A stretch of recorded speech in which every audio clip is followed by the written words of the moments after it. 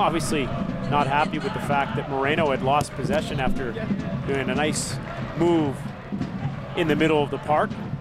Shows it just, but Hashley did. Toux! Sebastien Toux has put the Caps on the scoreboard, and just like that, Vancouver leads 1-0.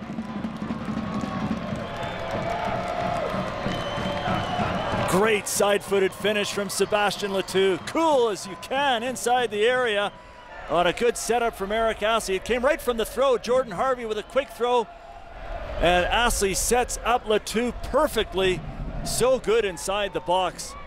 And Toux will be so happy to see that go in the back of the net. It took 22 games before his second goal last year.